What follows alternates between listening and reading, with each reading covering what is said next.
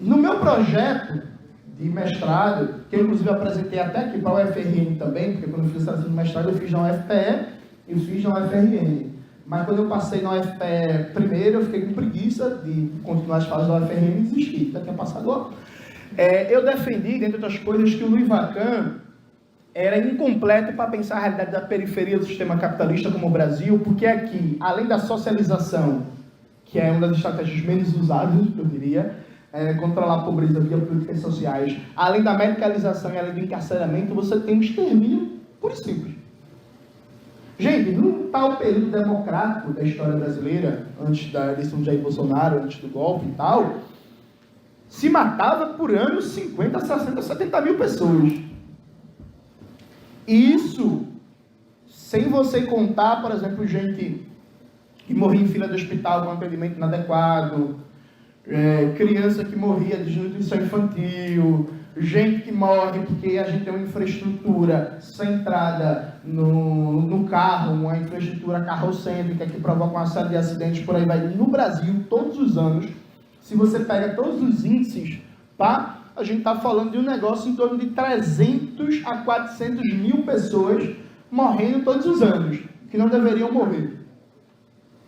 Muito maior que a guerra da Ucrânia, viu? A Ucrânia vai precisar ficar 40 anos em guerra, no ritmo atual, para conseguir chegar ao número de pessoas que morrem sem dever, e que não deveriam morrer, que o Brasil tem 1 ano. O que não significa, evidentemente, minimizar o drama da guerra da Ucrânia. Mas só para a gente, sabe, ter padrões de comparação. E aí, veja, morre todo ano esse tipo de gente. A gente convive com uma das polícias mais violentas do mundo. O Brasil é campeão no assassinato de defensores dos direitos humanos. O Brasil é campeão de assassinato de jornalistas. O Brasil é campeão de assassinato no campo. O Brasil é campeão mundial de estupros. O Brasil é um dos campeões mundiais de feminicídio. O Brasil é campeão mundial de transfeminicídio. Sabe, todo índice de violência que você pegar, ou a gente é primeiro, ou a gente é segundo, ou a gente é terceiro. Objetivamente, no mundo. É difícil você achar um índice, com exceção, por exemplo, de desnutrição infantil e outras coisas relacionadas, que aí tem países muito mais pobres que o Brasil e que não tem algo como um SUS, que os índices são muito maiores, mas índices de violência, ligados a assassinato, a morte violenta, a não sei o quê, e pá, a gente ou é campeão, é o segundo, ou é o terceiro. Aqui a gente convive com um grau de violência permanente, e que é totalmente naturalizado e que é parte do processo de dominação política. Veja, a gente aqui naturalizou uma coisa fantástica. Veja que corre engraçado. Engraçado não. Triste. Lá em Pernambuco, o finado Eduardo Campos, ele era governador, ele tinha uma mania safada de mandar a polícia bater em estudante. Aí um belo dia a gente fez um protesto contra o aumento das passagens em 2012. E aí, meu irmão, tem aquela piada do choque de cultura, né, que protesto sempre tem 4 pessoas. Era quase isso, assim, na moral, velho, tinha umas 50 pessoas no protesto. Foi um protesto ultra de vanguarda, só um movimento estudantil assim, não foi quase ninguém. Os pelegos no foro, porque era tudo governo, né? Aí tava lá, PCB, juventude do PCB, PSOL, não sei o que, uns maoístas que tinha na época, uns anarcos e tal. E aí tinha quase ninguém, bicho, na moral, fazia nem cosquinha. Mas o Eduardo Campos era tão carniceiro que ele mandou um batalhão de choque. E aí tinha mais polícia do batalhão de choque que manifestante. E aí os caras começaram a atacar a gente. Jogar bomba, atirar, prender, ir atrás, não sei o quê. Aí a gente correu para a FDR, que é a Faculdade de Direito do Recife. Que não sei aqui quem já foi para Recife, ela fica afastada do campus central, né, da UFPE, e fica no centrão ali da cidade. E aí a gente foi cercado na FDR, se escondeu lá dentro, e o batalhão de choque cercou a FDR e começou a jogar bomba. Toma-lhe bomba, toma-lhe bomba, toma-lhe bomba, toma-lhe bomba. A última vez que isso tinha acontecido, tinha sido no governo Jânio Quadros. A última vez. E aí, meu amigo, os caras tomam-lhe bomba, e não sei se vocês estão ligados, que já levou umas bombas do choque, aquela porra, quando explode, sai uns estilhaços, sai um negócio, que aquilo para cegar é um pulo, e aquilo entra na pele, faz uma dor da desgraça, infecciona. Parece que eles botam veneno de cobra, veneno de rã, que eu não sei que desgraça é aquilo ali, que um corte daquilo ali vai inchar muito, vai criar pus, a desgraça, com certeza. E a gente apanhou com essa desgraça, beleza.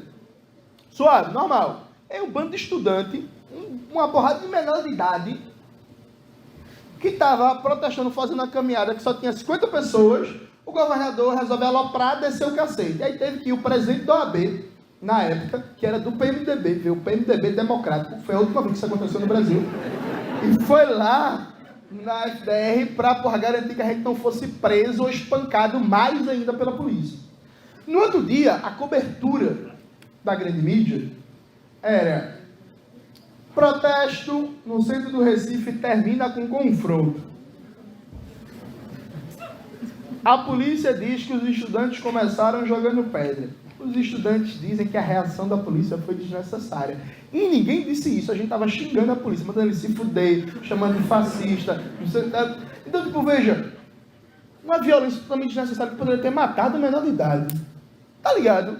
Tipo assim, você tá no meio de uma rua, começa a jogar bomba de efeito moral, começa a dar tiro de borracha, alguém cai, bate a cabeça no chão, morreu, porra. Ou então pega uma bala de borracha, porque aquilo ali, eles falam que é arma não letal é uma porra. E se aquilo pega no meio da testa, no pescoço, não sei o que, aquilo mata. Então, com tranquilidade. E por nada, e fica por isso mesmo. Tá ligado? E aí, quando Eduardo Campos morreu, e aí, claro, tem a tradição brasileira, enfim, católica, todo mundo que morre vira santo, né? A melhor coisa para você ser perdoado é você morrer. E aí todo mundo gosta de você. Mas quando Eduardo Campos morreu, eu lembro que, evidentemente que eu não vou repetir o que eu falei na época, porque agora eu sou pré-candidato e a oposição usaria isso contra mim, mas eu fiquei muito impressionado, não, era um político democrático, era um político, mesma coisa, né? O amigo do Lula, o Geraldo Alckmin, irmão, Pinheirinhos, foi um dos maiores episódios de violência da história da América Latina. O Alckmin foi denunciado na Corte Interamericana por violação dos direitos humanos. A mesma corte que Bolsonaro foi denunciado. Agora, sabe o Bolsonaro? O Alckmin foi. E é democrata. É brother. É um camarada Geraldo. Percebe? Ou seja, a gente está acostumado, até nossa subjetividade, pô. A gente está acostumado com um grau de violência, um grau de brutalidade, que a gente legitima certas coisas. O camarada Mauriás, uma vez, ele fez uma reflexão que eu achei genial. Aquele filme Laranja Mecânica, pô, quando ele foi lançado, ele foi proibido em vários países por ser considerado violento. Aqui no Brasil, ninguém nunca achou aquela porra violenta. Porque a gente é acostumado com balanço geral, com linha direta, com carro de novo, com não sei o quê, com aqueles jornais que nos anos 90 tinha a foto do corpo assim, cheio de bala, aberto, o povo brincava dizendo que se espremia, saia sangue de jornal, né? A gente é tão acostumado com violência, com brutalidade, com sangue, com gente aberta, que quando a gente viu Laranja Mecânica, a gente olhou e fez, oxe, é isso. Não tem nada demais, menino. Que besteira é essa aí? Tá ligado? Que foi a mesma coisa, inclusive, é tipo, outro exemplo cinematográfico, os filmes de Tarantino tem muito sangue. Eu fui menino, eu cresci vendo Marcelo Rezende da Atena. Isso aí, tá ligado? Então assim, até do ponto de vista cultural, subjetivo, a gente tem uma dose gigantesca de violência para compensar permanentemente esse déficit democrático de legitimidade. Tanto é assim que a própria sabedoria popular, você não precisa nem ser militante. Quando eu me organizei e comecei a militar, minha mãe tinha muito medo de eu ser preso, porque inicialmente minha mãe achava que todo mundo que era militante era do PT. E ela viu o povo do PT sendo preso, ela perguntava se ia ser preso na Lava Jato também. E eu demorei um tempo até minha mãe entender que não, mãe, é uma coisa diferente. Mas até hoje minha mãe tem medo de eu morrer. Eu falo, Jonas, tu não tem medo não de essas coisas que tu fica falando de Bolsonaro? Cuidado, Jonas, fica xingando o Bolsonaro não e tal. Inclusive, minha mãe nem sabe que eu saí naquela lista lá dos detratores, né? Que teve uma lista ali do Paulo Guedes, o povo falava mal do Paulo Guedes e tal. E se minha mãe souber, coitada da minha velha, né? Tomara, inclusive, se estiver gravando, para depois não veja esse vídeo. Então, veja, minha mãe não é militante, mas a sabedoria popular, a experiência popular, ela sabe quem faz militância, quem é sindicalista, quem é camponês, quem é do MST, quem está organizado, morre. Porque ela viu a notícia do Chicão, quando foi assassinado, ela viu a notícia da Marielle, ela vê as notícias dos militantes do MST, ela vê diariamente as notícias da militância da galera, papapá, ou de gente até que não é militante, que simplesmente a polícia vai lá e mata. Por quê? Porque matou. E acabou. Só que, e aí eu termino aqui, repare bem, recapitulando, a gente é um país dependente que constantemente transfere riqueza para fora. Essa transferência de riqueza é compensada com a superexploração da força de trabalho. Essa superexploração da força de trabalho provoca um déficit de legitimidade permanente das instituições e de apoio passivo-ativo à ordem burguesa, e esse déficit de legitimidade é compensado com doses cavalares suplementares de violência e de extermínio. Só que a gente precisa de uma espécie de argamassa, de um mecanismo que garanta a legitimidade de um processo de extermínio. Porque, note bem, a percepção da violência é subjetiva. Sabe? A percepção da violência é subjetiva. Então, assim, talvez não aqui, porque eu imagino que a maioria da plateia aqui seja de esquerda, progressista, alguma coisa assim. Mas nos últimos dias a gente foi bombardeado e a gente foi condicionado a sentir pena dos ucranianos. E aqui eu não estou entrando no mérito, desmerecendo os horrores do que é uma guerra. Agora perceba, a gente foi condicionado a sentir pena dos ucranianos.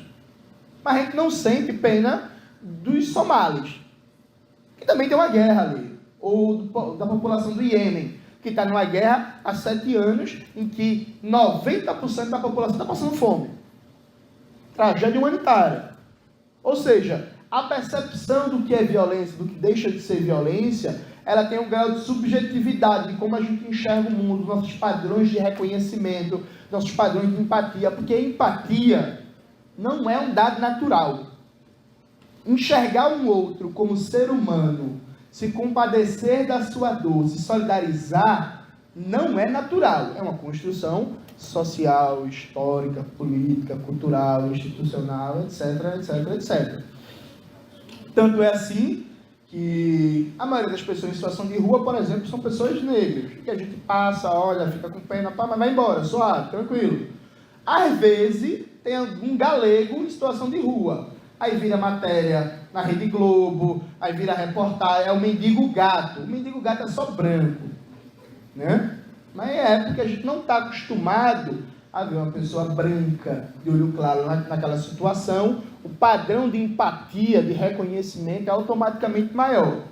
Então precisa existir alguma coisa que nesse grau de violência, nesse grau de brutalidade que a gente vive para compensar essa ordem burguesa tão sem legitimidade, que faça com que seja natural a gente conviver com tudo isso. Faça com que seja natural, com que seja aceito. Por exemplo, o Marcelo Freixo. Marcelo Freixo, eu estava vendo uma entrevista dele para o Roberto Dávila. Aí o Marcelo, ele fala assim, não, o Brasil, ele tem problema, porque ele é uma democracia imperfeita. Ele começa a falar os problemas e ele fala rapidamente da violência policial. Veja, para o Marcelo Freixo e para boa parte da esquerda brasileira, o Brasil é uma democracia. Mas não é no sentido marxista que aqui é uma democracia burguesa, que a gente quer construir uma democracia proletária. É uma democracia, ponto, que precisa ser aperfeiçoada. Numa situação de dominância de pensamento crítico, deveria chocar um político, especialmente alguém que vive no Rio de Janeiro, naquela matança desgraçada de gente, falar que essa merda é uma democracia. Que só precisa melhorar. Porque, veja, quando você fala que é alguma coisa imperfeito, tá falando que é assim, ó, tá no bom caminho, mas pode melhorar. Né? Que é o que falou na última aula que eu fui professora de forró. Falou assim, João, está meio duro ainda, mas dá para melhorar. Então, assim, tá indo. Né? Mas isso não choca. Tanto foi assim que quando eu assisti essa entrevista, eu escrevi lá, né? Fui lá para a boca do inferno por Twitter, e aí ficou a gente dizendo que eu estava problematizando, problematização chique, não sei o quê, porque não choca alguém chamar isso aqui de democracia com esse grau de violência por ele. E por que não choca? E aí vem a joia da coroa. O Nelson Werneck Sodré, no clássico livro Introdução à Revolução Brasileira, ele fala que no Brasil as classes do trabalho sempre foram não brancas. A força de trabalho aqui no Brasil é formada a partir de população negra e indígena, fundamentalmente. enquanto que a burguesia é fundamentalmente branca. Há aqui um encontro entre a separação racial e a separação de classe.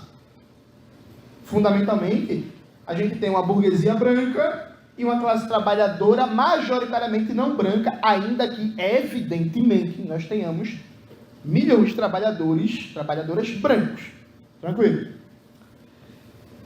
E esse país, ele foi edificado e formado, em processo de transição do capitalismo, a partir do tal famoso racismo estrutural.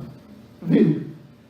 Há camadas ideológicas e políticas diferenciais de racismo como elemento constitutivo da formação social brasileira. O que é que significa em termos mais simples?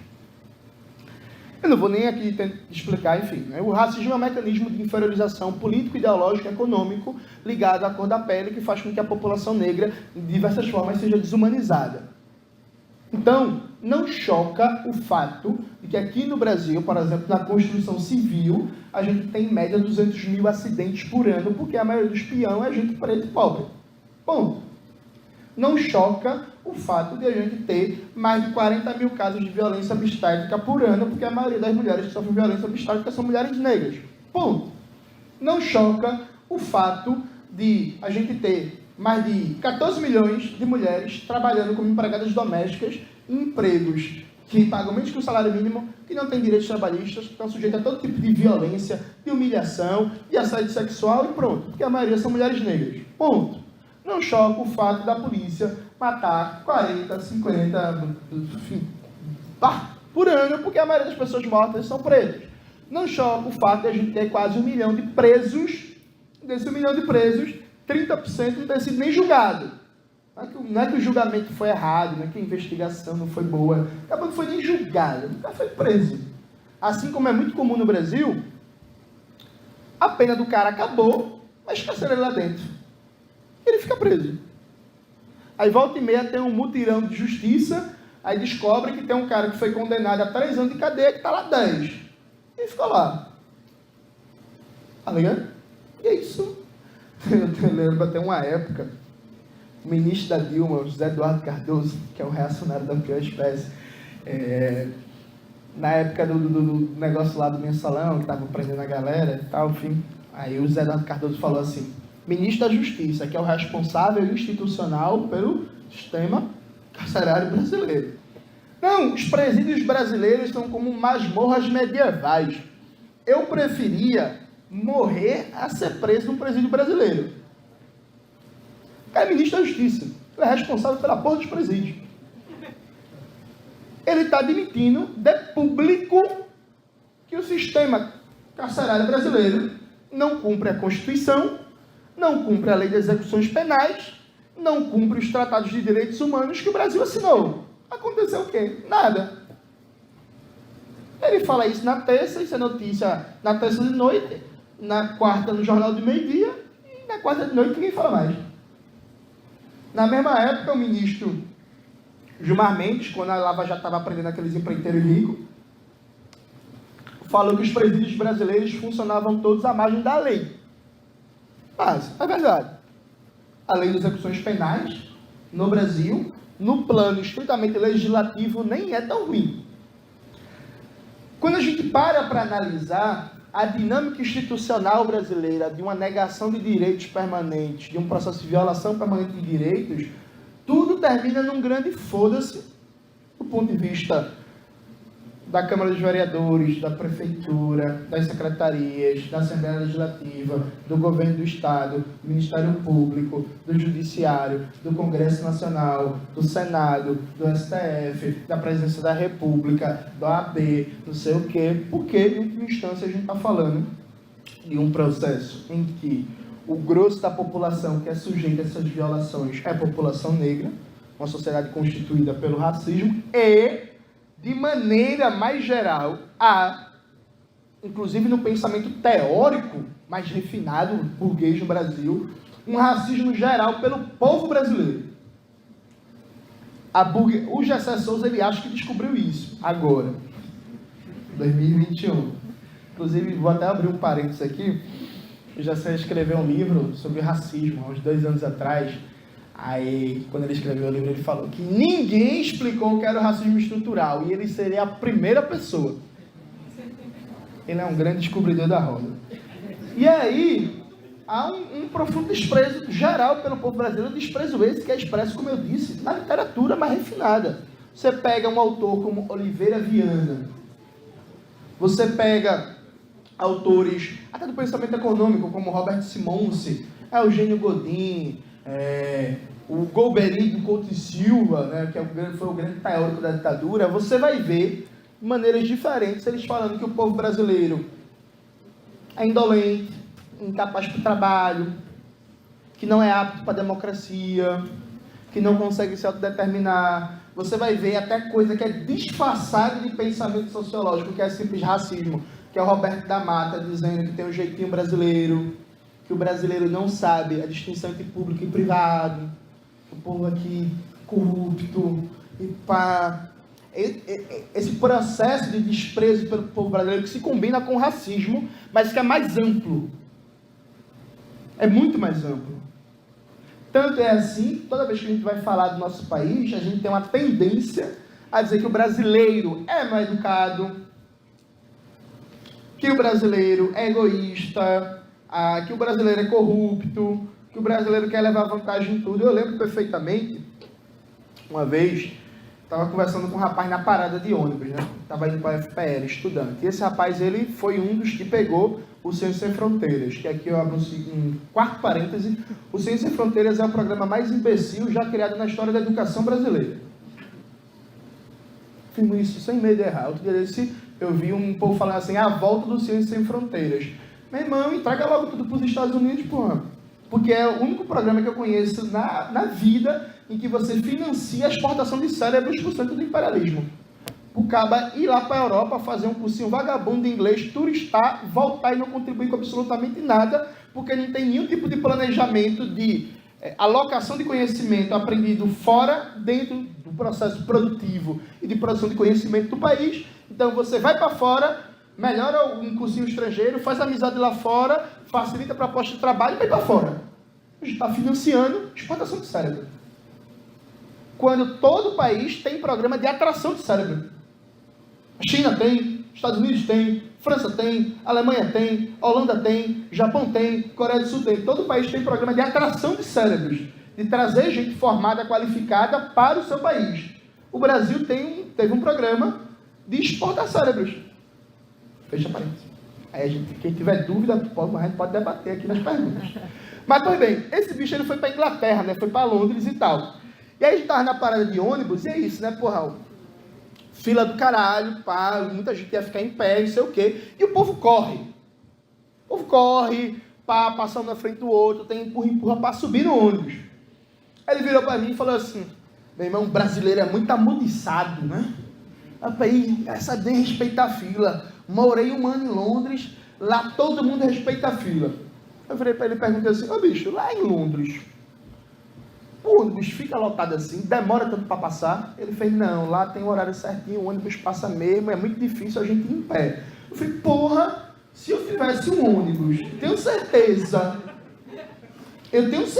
que a maioria do povo que está correndo, que está furando fila, se tivesse a certeza que daqui a 10 minutos vinha outro ônibus e que ele estaria sentado, não correria. Para tentar ali entrar primeiro e pegar uma cadeira. Percebe? Mas a gente é condicionado a ver esse comportamento como se fosse a natureza inata do brasileiro. O brasileiro é inatamente burro, corrupto, mal educado, egoísta, Desde cedo a gente aprende uma demonização do povo. Esse processo de demonização do povo brasileiro, da cultura brasileira, de tudo que é brasileiro, faz com que a gente olhe em volta, veja nossos irmãos e irmãs, trabalhadores e trabalhadoras, na merda, fudidos, desempregados, papapá. Em última instância, a gente se comova pouco.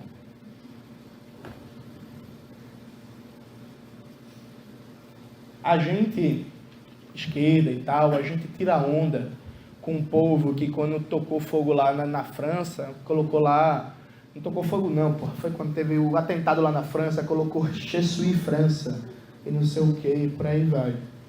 Vejo. As pessoas que não têm militância, não têm formação política, que estão mais expostas de maneira imediata à ideologia burguesa, sim, elas têm esse comportamento mais caricato de tocou fogo no Museu Nacional do Rio de Janeiro, foda-se, caiu um traque de massa na França, ela mudou a foto do Facebook e botou a bandeira francesa. Mas isso também acontece com a gente. A gente também tem uma tendência a ter um processo de solidariedade e empatia, ainda que expressa de maneira passiva, só em comentários nas redes sociais, por exemplo, com o povo francês, inglês, italiano, estadunidense, e por aí vai, porque com nossos próprios semelhantes, porque desde sempre nós somos bombardeados por um processo permanente de racismo contra a população não branca em particular, e contra a população, o povo brasileiro, o povo trabalhador brasileiro, de maneira geral. E tal sorte que, aqui, historicamente, a burguesia armou uma máquina de ódio permanente contra o povo, que é assimilada e interiorizada por todos nós, e que perpassa a constituição das ciências humanas no Brasil. Porque o que é a obra de Roberto da Mata, senão a demonização do povo brasileiro? O que é os debates sobre patrimonialismo, senão a demonização do povo brasileiro? E veja, isso não precisa de Jessé Souza para dizer isso não, viu? Tem Clóvis Moura, tem Florestan Fernandes, tem Otaviani, tem Nelson Werneck Sodré, tem Caio Prado Júnior, tem Eliette Safiotti, tem Elizabeth Lobo, tem muita gente. É porque o Jessé ele tem um problema, é que ele não aprendeu a citar na graduação. Ele esquece. Ele não sabe esse negócio de ABNT. Mas não precisa dele não, viu? Não é novidade nenhuma não. Isso é pão comido da sociologia do pensamento crítico brasileiro. Então, aí eu volto para o início.